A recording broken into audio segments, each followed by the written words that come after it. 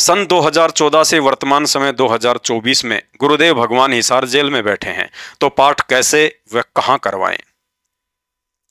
गुरुदेव भगवान की अनुपस्थिति में भूलकर भी भावुक होकर या अज्ञानतावश किसी अन्य अनाधिकारी के कहने से पाठ करवाने के बजाय भगत ने अपने घर पर ही गुरुदेव को दंडवत प्रणाम करके साल में एक बार पाठ प्रकाश और ज्योति हवन यज्ञ का संकल्प कर लेना चाहिए।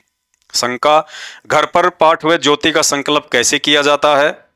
आदरणीय गरीबदास जी महाराज जी कहते हैं, गुरु को पूर्ण ब्रह्म कर जाने और भाव कभू न आने। अर्थात अपने गुरुदेव को ही पूर्ण ब्रह्म परमेश्वर मानते हुए घर पर दरबार साहिब के आगे दंडवत प्रणाम करते हुए ये संकल्प करें कि हे परमपिता परमेश्वर सतगुरु रामपाल जी भगवान, दास आपके चरणों में निष्काम भाव से अपने आत्म कल्याण के लिए पाठ प्रकाश का संकल्प करता है। हे परवरदिगार, दास की प्रार्थना को स्वीकार करने की कृपा करें। हे गुरुदेव, जिस दिन आप जी अपनी लीला समाप्त करके दास को साक्षात दर्शन देने की कृपा करेंगे, उस दिन पाठ प्रकाश की आपके द्वारा निर्धारित जो भी सेवा राशि होगी, दास आपके चरणों में समर्पित कर देगा। अपने दास पर सदा अपना प्यार भरा आशीर्वाद बनाए रखना। हे गुरु श्रेष्ठ, दास से भूलकर कोई त्रुटि हो जाए तो नादान समझकर क्षमा करना दाता। इस तरह से भाई बहन घर पर ही पाठ प्रकाश का संकल्प कर सकते हैं और कहते हैं, साधु भूखा भाव का, धन का भूखा नहीं, जो कोई धन का भूखा वो साधु भी नहीं।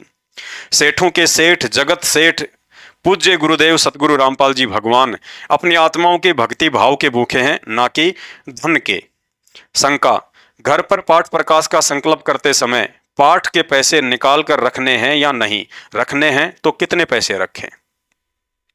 सन 2014 बरवाला कांड से पहले सतलोक आश्रम बरवाला में पूज्य गुरुदेव भगवान ने पाठ प्रकाश के 7,000 रुपये और 500 रुपये ज्योति हवन के निर्धारित कर रखे थे, लेकिन उनके जेल जाने के बाद अपने धार्मिक धंधे के लिए काल प्रेरणा से उनके कलयुगी परिवार ने 21,000 रुपये पाठ प्रकाश के और 2100 रुपये ज्योति हवन के रूप में भगत समाज से ठगना शुरू कर दिए। जबकि भक्ति विधान अनुसार ये लोग ना ही तो पाठ करने के अधिकारी हैं और ना ही संगत से दान लेने के अधिकारी हैं। समय आने पर गुरु आज्ञा और भक्ति विरुद्ध कर्म करने वाले दोनों ही लोगों को अपना कर्मफल भोगना पड़ेगा। इसके अलावा गुरुदेव भगवान के समक्ष जाकर आश्रम के लिए जमीन दान करना, संगत के आने जाने के लिए यातायात के साधन दान करना या भंडारे के लिए अनाज आदि भी दान करने की प्रार्थना की जाती है। प्रार्थना के बाद जैसा गुरुदेव आदेश दे वैसा ही करना होता है। गुरुदेव भगवान के जेल जाने के बाद भावनाओं में बहकर जिन भगत भाई बहनों ने गुरुदेव से आमने सामने मिलकर आज्ञा लिए बिना जो जमीन आदि दान की है, वह दान उनका निष्फल है, क्योंकि गुरुदेव कहते हैं, गुरु बिन दान पुण्य जो कर ही, मिथ्या होय कभू न फल ही। अतः पूज्य गुरुदेव जी के हिसार जेल से बाहर आने तक आप जी भक्ति विधान अनुसार पाठ व ज्योति का संकल्प करके और घर पर रोजाना 5 यज्ञ करके अपने धर्म यज्ञ को पूर्ण कर सकते हैं। भाई और बहनों, 2014 बरवाला कांड के बाद गुरुदेव की अनुपस्थिति का यह समय भगत समाज की परीक्षा का समय है। और ध्यान रहे, परमेश्वर ने आत्मा को किसी भी कर्म को करने के लिए हमेशा स्वतंत्र छोड़ा हुआ है।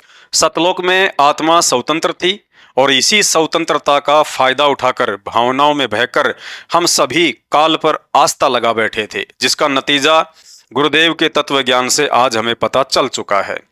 ठीक इसी तरह वर्षों तक तत्व ज्ञान देकर आज भी परमात्मा ने हमें स्वतंत्र छोड़ रखा है।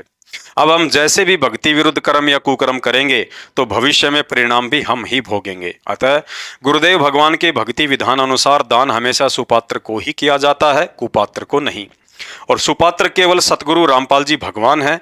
उनके अलावा यदि आप किसी भगत को दान करते हैं तो भविष्य में परिणाम भी भयंकर होंगे।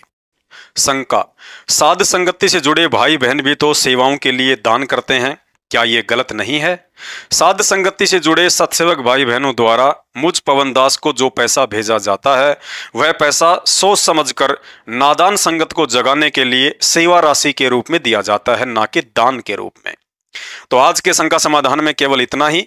शंका समाधान के और अधिक वीडियो देखने के लिए हमारे Facebook page Pawan Das is live Manav Dharmi Pawan दास को फॉलो करें। वीडियो अच्छा लगे तो शेयर करें। बंदी छोड़ सतगुरु रामपाल जी परमेश्वर जी की जय हो।